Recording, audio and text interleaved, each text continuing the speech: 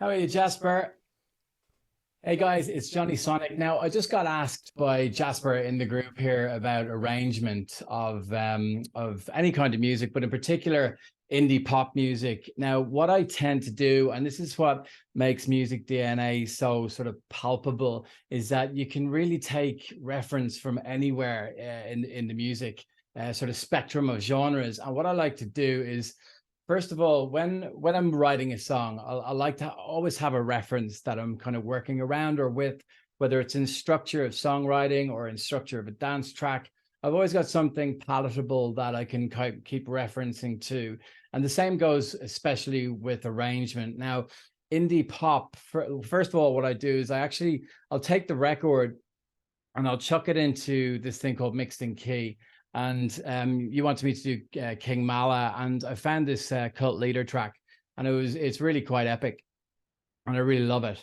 And it's quite authentically classic verse bridge chorus, post chorus, middle eight kind of thing. So, or middle eight post chorus. So what I like to do is get the key of the track just in case, and get the BPM, and then I'll chuck it into Ableton. So it's 5A, which over here makes it in C minor. Again, we don't need music theory for Music DNA. It's all the cheat codes over 30 years, you know? So it's 132 BPM and 5A C minor. And I like to chuck it in, and you can see blatantly, there's these sections. Obviously, when I chuck it in, it's all white. And I'll just go along and really listen and look at the audio files and see what's what, and really sort of dissect in a very bulk way. First of all, it's kind of like 10,000 steps high away from it, and look at the overall perspective of the arrangement. And being pop music, it has quite classic arrangement, intro, verse, bridge, double chorus, verse, bridge, double chorus, middle eight, and the post chorus and outro, which is quite lovely at the end. So just for copyright reasons, I had to bring it down 5 semitones so I don't get in trouble. But as I play it,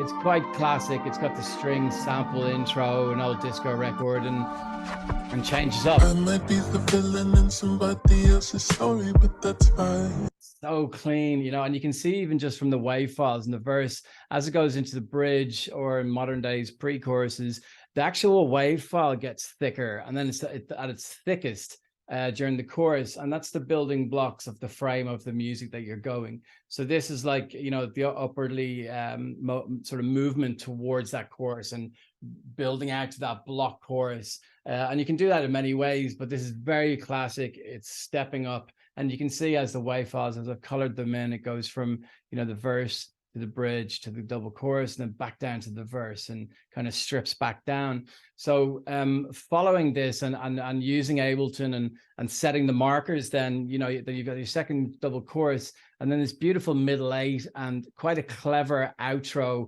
post chorus, little hook for the end, quite on a kind of grimy, indie pop Billie Eilish kind of vibe, sort of very angelic little sort of twinkly vocals. So anything to do with pop music, even with Don't Hold Back, it was very much, the arrangement of Don't Hold Back was very much like what's called them AC/DC, Cold Chisel effect, hook, chorus, verse, chorus, middle eight, build up, chorus, post chorus with chords, and then out, just very much on the Beatles kind of very, very A, B, B, B, C, So then once you've mapped out the track that you love the arrangement of, and this goes for any genre of music, I just delete it all. And now you've got this beautiful arranged session, and you've done like 3 seconds of work.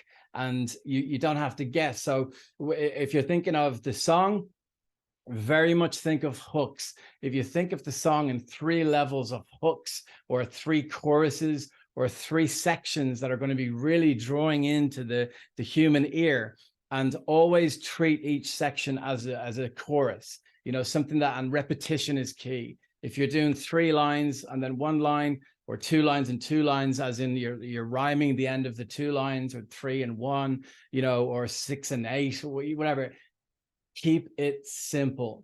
Keep your hook lines really strategically architecture, that you know exactly where the notes are, and a touch predictable. You know, the thing about arrangement is that repetition is key. Repetition makes it the hook. Repetition makes it a hit. Well, potentially a hit, you know, and then obviously every 8 bars, put in a sprinkle of something new to have that ear candy.